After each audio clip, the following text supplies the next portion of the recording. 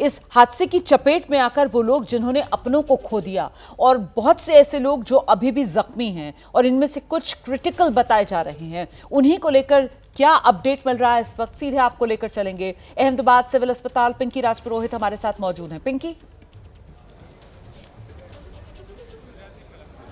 देखिए बिल्कुल रोमाना, इस वक्त हम जो है पोस्टमार्टम रूम के ठीक बाहर मौजूद है, जहां पर तमाम जो शव है उन्हें फिलहाल रखा गया है। और सुबह से ही जैसे हम बता रहे थे कि डीएनए सैंपल्स जो है वो लिए जा रहे हैं। तमाम परिजनों के जो ब्लड सैंपल्स लिए गए ताकि जल्द से जल्द जो है डीएनए रिपोर्ट दी जाए, लेकिन उसके बावजूद 72 घंटों का वक्त जो है वो कहा गया है। तो ऐसे में एक एक क्षण का सब्र जो है वो इन परिवार वालों के लिए बहुत ही मुश्किल हो रहा है। और जैसे आप देख सकते हैं अस्पताल के बाहर तमाम लोग मास्क पहने हुए हैं, क्योंकि इस वक्त बिना मास्क के इस पोस्टमार्टम रूम के बाहर खड़े रहना भी बहुत ही ज़्यादा नामुमकिन हो रहा है। जिस तरह की कंडीशन में ये तमाम शव जो है वो मलबे से निकाले गए, उसके बाद जिन हालात में है, ऐसे में 72 घंटों तक परिवार का इंतजार करना, एक एक क्षण उनके लिए मुश्किल होता जा रहा है। दूसरी ओर जो तमाम ट्रॉमा सेंटर जहाँ पर घायलों का इलाज हो रहा है, वहाँ पर आपको बता दें कि कई ऐसे लोग हैं, खासकर जो मेस में खाना खा रहे थे उस दौरान, कई ऐसे घायल लोग हैं जो अभी भी जिंदगी और मौत की लड़ाई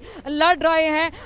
अब तक जो है 265 लोगों के मारे जाने की पुष्टि जो है वो हो चुकी है, जिसमें से जो विमान में जो यात्री थे 241, एक लकी रहे जो बच निकले इस पूरे हादसे की। अगर बात करें, मैं अपने कैमरा पर्सन अजीत को कहूंगी कि आपको पूरी तस्वीरें आसपास की दिखाए कि कई परिजन जो है वो अभी भी क्षण क्षण का इंतजार कर रहे हैं कि कब ये डीएनए रिपोर्ट आएगी और कब उनके अपनों का जो शव है वो उन्हें मिलेगा। तो इस जो अंतिम संस्कार का एक रहता है उसके लिए ये तमाम लोग जो है इंतज़ार कर रहे हैं। तो ये तस्वीरें इस वक्त हम आपको सिविल अस्पताल के बाहर से दिखा रहे हैं, जहां पर डीएनए सैंपल्स के लिए ब्लड सैंपल्स जो है वो ले लिए गए हैं। और अब हर किसी को इंतज़ार है डीएनए रिपोर्ट का, ताकि अपनों का शव एटलीस्ट वो जल्द से जल्द जो है ले सके और अंतिम संस्कार कर सके। जी रोमाना।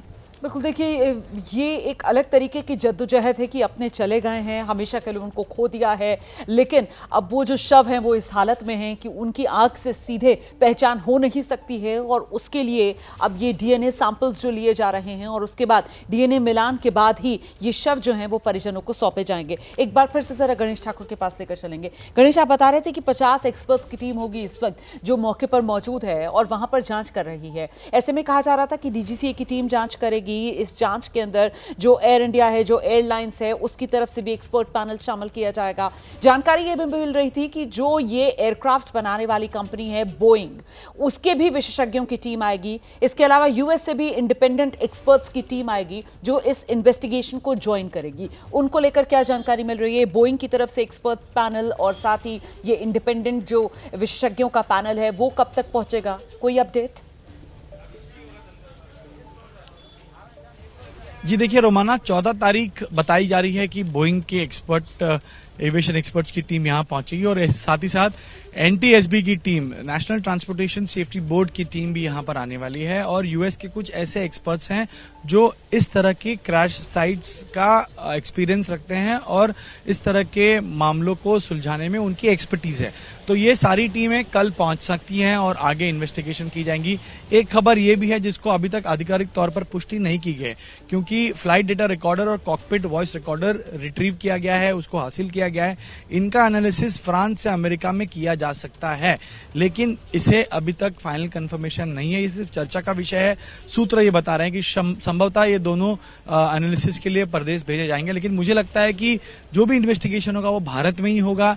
एक्सपर्ट्स यहां पर आएंगे और यहीं आकर सारा जो टेक्निकल एविडेंस लेना है इस हादसे को लेकर वो यहीं किया जाएगा।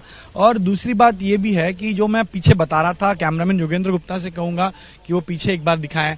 देखिए एक्टिव इन्वेस्टिगेशन, आपको पता ही होगा जब हम हादसा हुआ उस समय सबसे पहले स्पॉट पे पहुंचने वाले लोग स्थानिक लोग थे, उन्होंने मदद कार्य किया।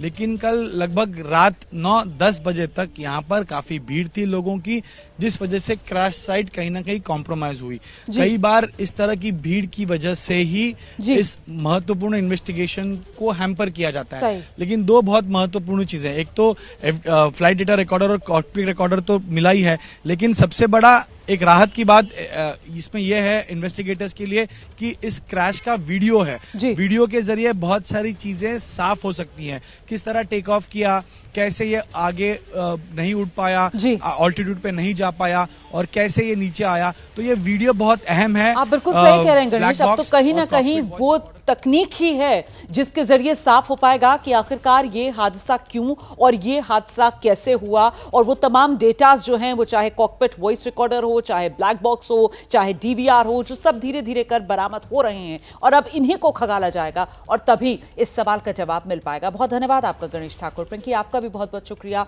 इस तमाम जानकारी के लिए। नजर बनाकर रखिएगा, बड़ी कवरेज पर एबीपी न्यूज लगातार बना हुआ है। सबसे बड़ा विमान हादसा क्यों हुआ, कैसे हुआ, इसी सवाल का जवाब देश जानना चाहता है।